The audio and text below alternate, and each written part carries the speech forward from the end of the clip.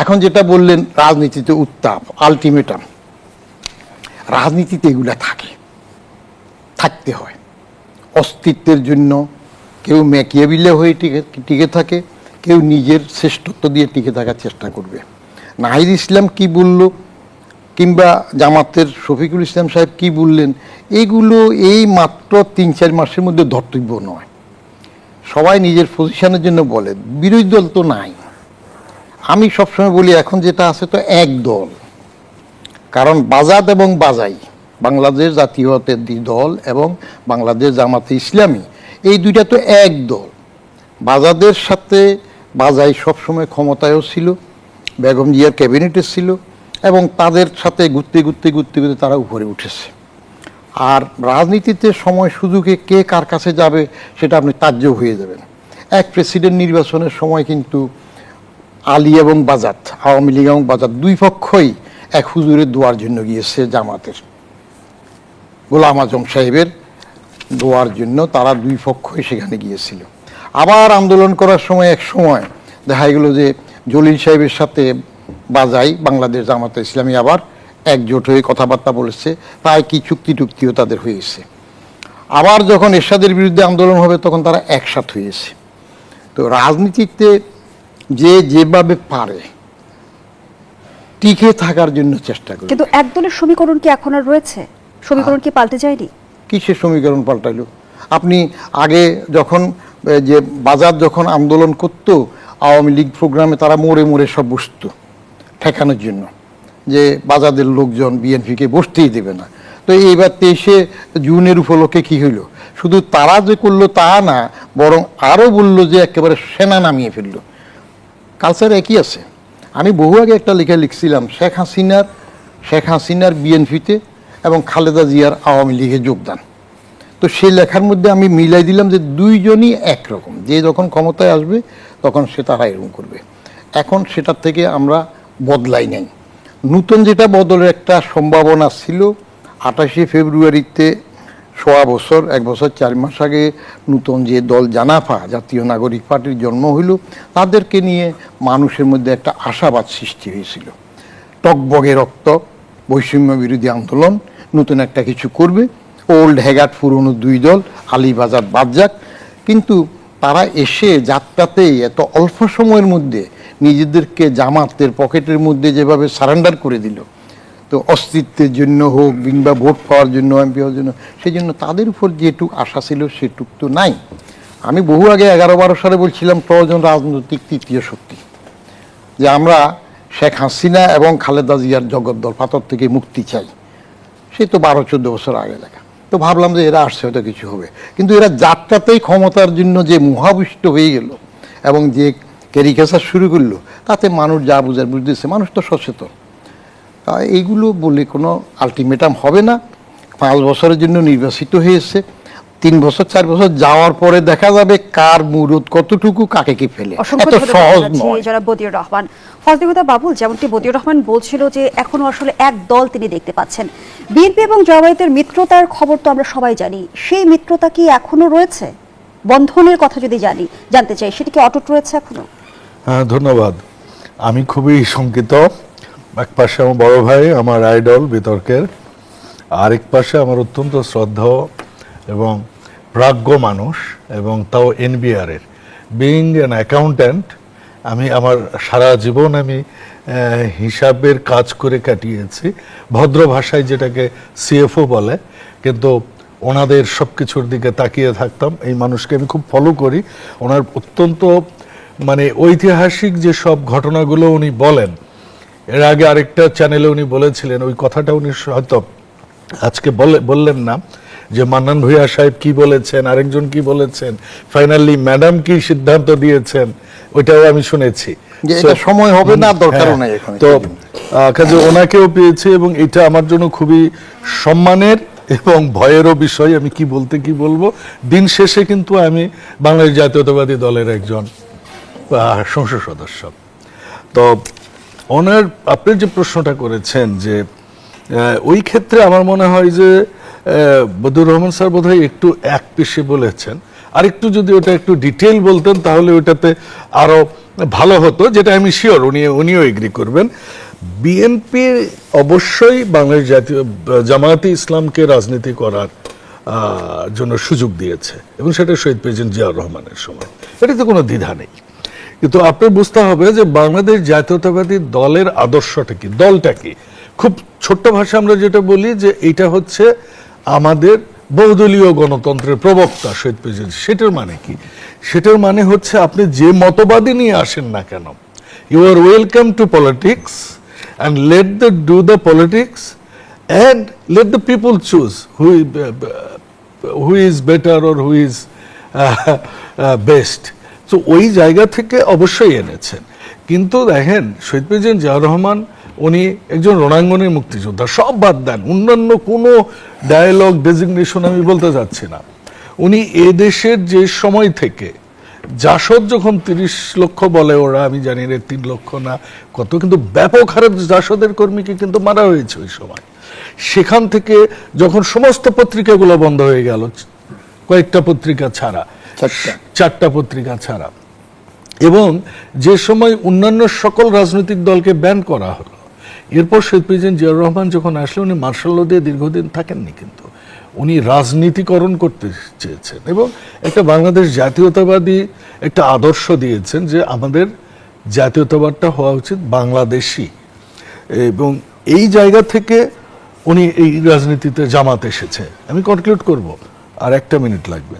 কিন্তু দেখুন, আমরা কিন্তু সবসময় মুক্তিযুদ্ধকে লালন করি, মুক্তিযুদ্ধ ধারণ করি। আমি নিজেও একজন মুক্তিযোদ্ধার সন্তান, আর আমি বিএনপি, কিন্তু আমার বাবা মুক্তিযোদ্ধা। আমার বাবা বলতেন জিয়াউর রহমান কিভাবে মুক্তিযুদ্ধে ওনার অংশগ্রহণ, ওনার নির্দেশনা, ওনার কথাবার্তা, একসাথে থাকা, কি স্বপ্ন দেখতেন এই মানুষটা। আমার বাবা তার কলিগ ছিলেন, ওই হিসেবে আমাদের বড় হয়ে ওঠা। আর আমাদের ছোটবেলায় কিশোর বয়সে তো আমাদের হিরো বা প্রাইমারি হাই স্কুলে হিরোকে শহীদ প্রেসিডেন্ট জিয়াউর রহমান, সেখান থেকে আসা। কিন্তু আমরা যখন ছাত্রদল, আমি পুরোপুরি না করলেও ছাত্রদলের সঙ্গেই ছিলাম, তুষার ভাই জানেন, এবং ওই সময়টাই বিএনপিও রাষ্ট্র ক্ষমতায়। কিন্তু আমরা কিন্তু শিবিরকে ধরে ধরে আমরা আইডেন্টিফাই করতাম, এটি শিবির, এই তুমি শিবির করো। আমরা কিন্তু শিবির বিরোধী ছাত্রদল, ছাত্রদলের উত্থানও এভাবেই, এবং সেখানে রাজশাহী বিশ্ববিদ্যালয় বলেন, চিটাগং বিশ্ববিদ্যালয় বলেন, সেটাই হয়েছে। 4 দলীয় ঐক্যজোট হলো 90-এর পর, তাই নয় কি? এখান থেকে তো প্রশ্ন আসলো। এর আগে তো 86-তে তো হাসিনার সাথে এরশাদের সাথে তো নির্বাচনে গেছেন জামাত ইসলামী, যান নাই? গেছেন তো, স্যার তো জানেন, নির্বাচনে গেছেন তো, বিএনপি তো যায় নাই 86-তে। তো আপনি কিন্তু সাথ দিলেন কয়েকবার কয়েকজনের সাথে, বিএনপির সাথে যেই 4 দলীয় ঐক্যজোটে আসলেন সমস্যা হলো। 96 উনিই বললেন একসাথে কি করেছেন। তো বেশিরভাগ দোষটা বিএনপির ঘাড়ে আসে। এখন প্রশ্নটা হচ্ছে যে এই সময়ে কি অবস্থা? কিন্তু বিগত সময়ে যে আমরা আগামী সংসদ দেখেছি বা একদলীয় শাসন ব্যবস্থা দেখেছি, সেখান থেকে পার্থক্য কতটা নির্ধারণ করা গেল? পার্থক্য জনগণ কি নির্ধারণ করবে, এটা আমি আমার দলের অবস্থান আপনাকে বলতে পারি। আমাদের দলের অবস্থান একদম ক্লিয়ার। আমরা, ম্যাডাম খালেদা জিয়াও কিন্তু সবসময় বলতেন, আমরা এই যুদ্ধাপরাধীদের বিচার স্বচ্ছতা চাই, আন্তর্জাতিক সম্পন্ন বিচার চাই আমরা। তো আমরা এই যুদ্ধাপরাধীদের বিচার করা যাবে না, এটা কোনোদিনও কিন্তু বিএনপি বলেনি, এমন কোনো জায়গায় আপনি দেখাতে পারবেন না। তার মানে কি, আমরা চাই বাংলাদেশে মুক্তিযুদ্ধের আদর্শ থাকুক। মুক্তিযুদ্ধের আদর্শ কি? সাম্য, ন্যায় বিচার, মানবিক মর্যাদাবোধ। মুক্তিযুদ্ধের আদর্শের কথা বলছেন, এখন আপনি যে কোনো সময় বিচারের দাবির কথা বলছেন, যুদ্ধাপরাধীদের নামে শোক প্রস্তাব গ্রহণ করার বিষয়টি সাংঘর্ষিক হয়ে যায় কিনা? আমি আসছি ওটাতে। এই প্রশ্নটা আমি শেষ করি, এটা তো একটা ব্যাপক আদর্শিক প্রশ্ন। এই প্রশ্নটা এত শর্টে তো শেষ করা যাবে না। সেটা হচ্ছে যে আপনি যদি দেখে থাকেন, মাননীয় প্রধানমন্ত্রীর স্ট্যান্ড খুব ক্লিয়ার, কিন্তু যে আমরা কোনো গুপ্তদের রাজনীতি আমরা চাই না, প্রকাশ্য রাজনীতি আমরা চাই, এবং এটা উনি কিন্তু সংসদে বলেছেন। এবং আমাদের স্ট্যান্ড আপনি যে কোনো সময়ের অ্যানালাইসিসে যদি আসেন, 90 বলেন, এমনকি 86 বলেন, আপনি 2001 বলেন, আপনি 2008 বলেন, আজকে বলেন বিএনপির চেয়ে যদি একটা মুক্তিযোদ্ধা অন্য কোনো রাজনৈতিক দলে বেশি থাকে, আমি বিএনপি করব না। অসংখ্য ধন্যবাদ জানাচ্ছি সো ফজলুল হক। আমাদের আদর্শের সাথে কোনোদিনও জামাতের আদর্শের মিল হয়নি, আগামী তো হবে না, ভবিষ্যতে হবে না, কিন্তু হ্যাঁ তাদের রাজনীতি করার অধিকার আছে। ধন্যবাদ জানাচ্ছি ফজলুল বাবুল। ধন্যবাদ। ডাক্তার আব্দুল নূর তুষার, বর্তমান সময়েও একটি অভিযোগ প্রায়শই শোনা যায় যে ত্রয়োদশ নির্বাচনেও ইঞ্জিনিয়ারিং হয়েছে। সরকার এবং বিরোধী দলের তরফ থেকে এই অভিযোগগুলো কিন্তু সামনে এসেছে, কিন্তু তার চেয়েও বড় প্রশ্ন যে আমরা বিগত সময়ে যে সংসদ দেখেছি, সংসদে একটি বিরোধী দল দেখেছি যাকে বলা হতো যে গৃহপালিত বিরোধী দল, সেই বাস্তবতা থেকে আমরা কতটুকু বেরোতে পেরেছি? এই যে বিরোধী দল বিভিন্ন সময়ে সরকারকে হুঁশিয়ারি দিচ্ছে, অনিবার্য বিপ্লবের কথা বলছে, আলটিমেটাম দিচ্ছে, সেগুলো কি লোক দেখানো বিরোধিতা কিনা? আমার কাছে এটা লোক দেখানো বিরোধিতা মনে হয় না। তবে যেটা মনে হয় সেটা হচ্ছে যে এখন যে বিরোধী দল আছে তার যা শক্তি, তার চেয়ে তার হুঙ্কারের জোর বা আওয়াজ বেশি। এই কারণে যে এই বিরোধী দলের পক্ষে আসলে এই মুহূর্তে সরকারের পতন ঘটানোর মতো কোনো কিছু করা সম্ভব না। এটা এই জন্য নয় যে তাদের সাংগঠনিক শক্তি কম, এটা এই জন্য যে তাদের বিভিন্ন কথা এবং কাজের মধ্যে যে পার্থক্য মানুষ দেখতে পেয়েছে এবং তাদের বিভিন্ন কথা এবং কাজের মধ্যে যে অমিল দেখতে পেয়েছে, এই অমিলের কারণে আসলে মানুষ তারা ডাক দিলে এখন আর রাজপথে আসবে না। মানুষকে রাজপথে আনতে গেলে মানুষের দাবি দাওয়াকে পুঁজি করে রাজপথে আনতে হয়। আপনাকে ক্ষমতায় বসানোর জন্য মানুষ এসে প্রাণ দেয় না, মানুষ প্রাণ দেয় তার নিজের যে দাবি, নিজের যে চাওয়া, নিজের যে জীবনের উন্নয়ন, সেটার জন্য। আপনি লক্ষ্য করলে দেখবেন যে আওয়ামী লীগের বিরুদ্ধে যে আন্দোলনটি তৈরি হয়েছিল, এটা কেন হয়েছিল? ছেলেমেয়েরা চাকরি চায়, তারা মনে করছে যে কোটার কারণে তারা সুযোগ কম পাবে, তারা মনে করছে যে কোটা তাদের ন্যায্য অধিকার বা মেধার অধিকারকে কেড়ে নেবে। কিন্তু আমরা কি দেখলাম, এই মেধাবীদের যে নেতারা তারা কেউ চাকরির জন্য ঘুরলো না, তারা ক্ষমতার জন্য গিয়ে লালায়িত হয়ে পড়লো এবং তারা ক্ষমতার আসনে গিয়ে বসে পড়লো। এদের মধ্যে একজনও কি তারা কোথাও চাকরি চেয়েছে? কোটার জন্য আন্দোলন করেছে, কিন্তু নিজেরা তো কোটা তুলেছে বা রেখেছে বা রাখে নাই, কিছুই করলো না। এমনকি এই যে সংসদীয় সদস্য হয়েছে, এখনো কিন্তু জুলাইয়ের আন্দোলনের দাবি দেওয়া নিয়ে কোনো কথা নাই। ওয়াশিং মেশিন চায়, ডিশওয়াশার চায়, গাড়ি চায়, অফিস চায়। তাহলে এই একই নেতৃত্ব যদি বলে যে এখন সরকারের পতন ঘটাও, লোকজন গিয়ে তাদের পিছনে দাঁড়াবে, কারণ তারা জানে যে সরকারের পতন ঘটানোর একমাত্র কারণ হচ্ছে তারা ক্ষমতায় যেতে চায়। আমার মঙ্গল বা আপনার মঙ্গল বা ফজলুল হুদা বাবুলের মঙ্গলের জন্য তো তারা কোনো কিছু করছে না। তাহলে জামায়াতের আমির কোন বিপ্লবের সম্ভাবনা দেখছেন? ওনার মনে মনে যে বিপ্লব উনি দেখেন, সারা জীবন দেখে এসেছেন, ওনারা তো বহু বছর ধরে একটা ইসলামী বিপ্লবের একটা স্বপ্ন দেখেন বা ইসলাম কায়েম হবে এরকম একটা কিছু দেখেন। কিন্তু এটা করতে গিয়ে তারা কি করেছেন আপনারা নিশ্চয়ই দেখেছেন, তাদের জোট থেকে ইসলামী আন্দোলন বের হয়ে গেছে। কি অভিযোগে? যে তারা তাদের পুরনো যে কথা, সেই কথার মধ্যে থাকছেন না, তারা একটা লিবারেলিজমের দিকে যাচ্ছেন। তার মানে দেখেন তাদেরই একটা অংশ বলছে যে তুমি আগে লিবারেল ছিল না, তুমি লিবারেল হওয়ার চেষ্টা করো কেন? আবার তারা বলছেন যে না আমরা লিবারেল ছিলাম, তোমরা আসলে আমাদেরকে ভুল বুঝেছো। কিন্তু এই কথাটা তো আমাদেরকে বুঝতে হবে যে তাদের দলের যে পুরনো স্লোগান সেটা তারা বিসর্জন দিয়েছেন না। আমি কিন্তু এক অর্থে তাদের কোনো রাজনীতির বিরোধিতা করছি না, কিন্তু জনগণ হিসেবে চিন্তা করে দেখেন, তারা বলতেন সৎ লোকের শাসন চাই, তারা বলতেন আল্লাহর আইন চাই, কিন্তু তারা কি এইবার তাদের ম্যানিফেস্টো বা কোথাও তারা এটা বলেছিলেন যে ক্ষমতায় গেলে তারা সেই আইন কায়েম করবেন? তারা কিন্তু বরং বিদেশি রাষ্ট্রদূতদের সাথে বিভিন্ন জায়গায় একটা ধারণা দিয়েছেন যে তারা এটা করবেন না, এবং যদি করেনও স্টেপ বাই স্টেপ করবেন, ধীরে ধীরে করবেন। তাহলে দেখেন আপনি কি আদর্শিকভাবে নিজেকে উন্নত করে পরে ক্ষমতায় যাবেন, নাকি আপনি ক্ষমতায় গিয়ে ধীরে ধীরে আপনার আদর্শ বাস্তবায়ন করবেন? কোনটা? ক্ষমতা আগে না আদর্শ আগে? যদি ইসলামের কথা বলেন তাহলে ইসলামে কিন্তু ক্ষমতা আগে ছিল না, আদর্শ আগে ছিল। আদর্শ বাস্তবায়নের লক্ষ্যে যারা প্রথম সময়ে যারা ইসলামের জন্য সংগ্রাম করছিলেন নবীজি সাল্লাল্লাহু আলাইহি ওয়াসাল্লামের নেতৃত্বে, তারা কি করেছিলেন? তারা প্রবল অত্যাচার সহ্য করেছেন, তারা হিজরত করেছেন, তারা মক্কা ছেড়ে মদিনায় চলে গিয়েছেন, তারা তাদের অধিকার চেয়েছেন, তারা পিলগ্রিমেজ করার জন্য চুক্তি করেছেন। এক পর্যায়ে যখন বারবার আক্রান্ত হচ্ছেন তখন তারা নিজেরা শক্তি সঞ্চয় করে তারা মক্কা অধিকার করেছেন। কিন্তু মক্কা অধিকার করেও দেখেন মক্কাতে নবীজি থাকেন নাই। তার মানে কি ক্ষমতার প্রতি তার কোনো আগ্রহ ছিল না। ইসলামের মধ্যে কিন্তু ক্ষমতার প্রতি আগ্রহ এই জন্য থাকে না যে সকল মুসলিম মনে করে যে সকল ক্ষমতার মালিক তো আল্লাহ তাআলা। ফলে ক্ষমতা জিনিসটাকেও তারা মনে করেন যে আল্লাহ যাকে চান তাকে দেন, যাকে দেন না তাকে দেন না। এই কথা তো কোরআন শরীফে আছে। ফলে আপনি যখন ক্ষমতার রাজনীতি করবেন আর বলবেন তোমাকে আমি পতন ঘটিয়ে দিব, তো পতন ঘটাতে গেলে মানুষের দাবি দেওয়া, মানুষের মনের আকাঙ্ক্ষাকে প্রতিফলিত করতে হবে রাজনীতিতে। আপনি বলেন এই যে সংসদে বিরোধী দল এই পর্যন্ত এসেছে, জনমানুষের কোনো দাবি দেওয়া বা কোনো কিছু নিয়ে তারা কোনো কথা বলেছে? তারা নিজেদের জন্য তারা বহু কিছু চায়। এই যে নিজেদের জন্য এত চাওয়া, তার মধ্যে আপনি বলেন সেখানে জনতার কোনো আগ্রহ আছে বা থাকবে? ফলে তারা যে বলছেন এইটা করলে সরকার পতন ঘটিয়ে দেবো, ওইটা করলে সরকার পতন ঘটিয়ে দেবো, তারা কি ভাবছেন যে তারা বললেই সরকার পতন হবে? এটা হবে না আসলে। আগে তারা পেরেছেন কেন? দীর্ঘ স্বৈরতান্ত্রিক শাসন কিংবা অন্যায় আচরণের কারণে মানুষের মনে পুঞ্জীভূত ক্ষোভ ছিল। মানুষের পকেটের টাকা চুরি করে নিয়ে যাবে ব্যাংক থেকে, মানুষের মনে ক্ষোভ ছিল। মানুষের মনে ক্ষোভ ছিল যে চোরদের কোনো শাস্তি হয় না। মানুষের মনে ক্ষোভ ছিল যে যারা সম্পদশালী তাদেরকে আরো সম্পদশালী করার জন্য ইপিজেড দিয়ে ইপিজেড এর যে ট্যাক্স স্ট্যাম্প ডিউটি সেটা মাফ করে দিচ্ছে। এইখানে তো এনবিআর এর চেয়ারম্যান সাহেব আছেন। এই যে এনবিআর এর স্ট্যাম্প ডিউটি মাফ করা হলো, যে এই জমির স্ট্যাম্প ডিউটি, এটা কার পকেট থেকে মাফ করা হলো? জনগণের পকেট থেকে। আপনি জনগণের সম্পত্তি, জমি তাকে দিলেন বরাদ্দ, আবার সেটার জন্য একটা ডিউটি দিবে, ওইটাও মাফ করে দিলেন। তো বিনামূল্যে জনগণের সম্পত্তি দিয়ে দিলেন। পূর্বাঞ্চলে প্লট দিলে তো রেজিস্ট্রি করতে গেলে একটা লোককে খরচ করতে হয়, অথচ 1000 একর জমি 100 একর জমি দিয়ে দিচ্ছে এক্সপোর্ট প্রসেসিং জোন করার জন্য একটা শিল্প গোষ্ঠীকে, তাদের স্ট্যাম্প ডিউটি মাফ করে দিচ্ছে। মানুষ সেগুলো দেখে নাই, দেখেছে বলে মানুষ সেইগুলোর প্রতিবাদ করেছে। আজকে কোন ইস্যু নিয়ে ওনারা গিয়ে সরকার পতন ঘটাবেন? আমাকে ওয়াশিং মেশিন দেয় নাই, আমাকে গাড়ি দেয় নাই, আমাকে কি বলে উপজেলাতে অফিস বানায় দেয় নাই, এগুলোর দাবিতে মানুষ আসবে এখানে? এগুলোর জন্য তারা সংসদে গিয়েছিলেন। যে আওয়ামী লীগ ও বিএনপির বিরুদ্ধে সমানভাবে লড়াই চালিয়ে যেতে হবে। আমি এই আলোচনায় ফিরতে চাই, বিরতির সময় হয়েছে, বিরতি নিয়ে ফিরছি। দর্শক, গণতন্ত্রের এই পর্যায়ে একটা বিরতি দিচ্ছি, সাথে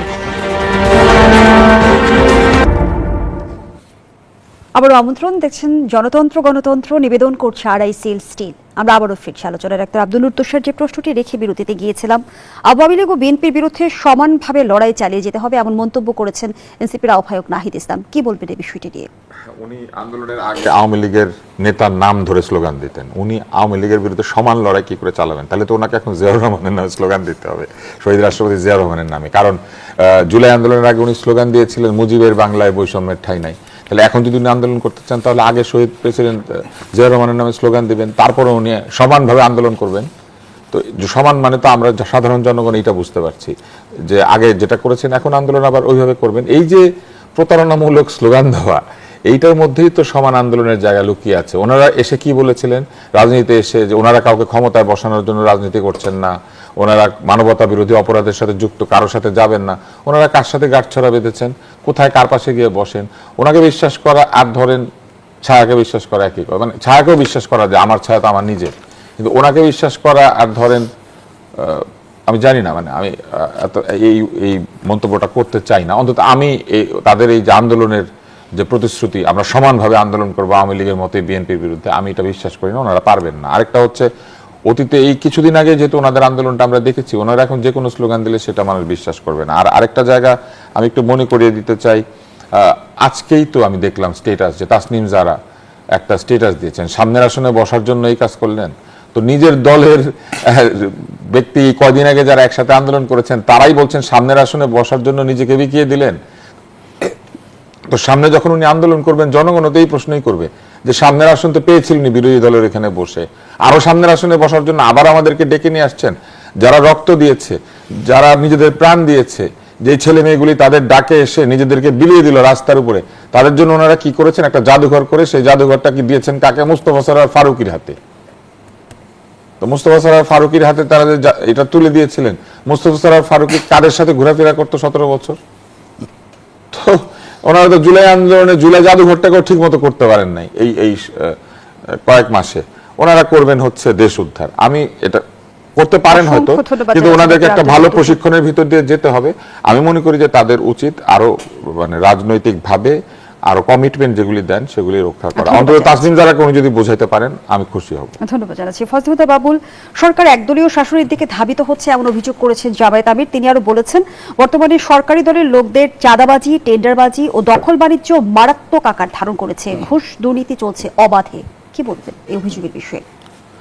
জি ধন্যবাদ।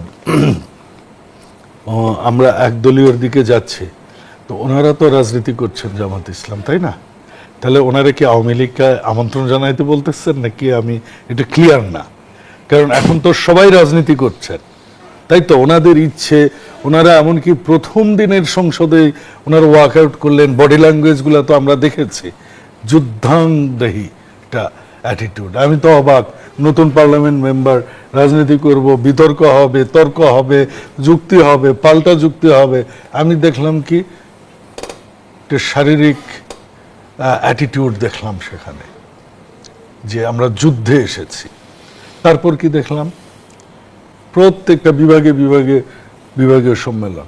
কে না জানে যে বিএনপি এবং আওয়ামী লীগ এটা রাজনীতির মাঠে দীর্ঘদিনের প্রতিপক্ষ, রাইট?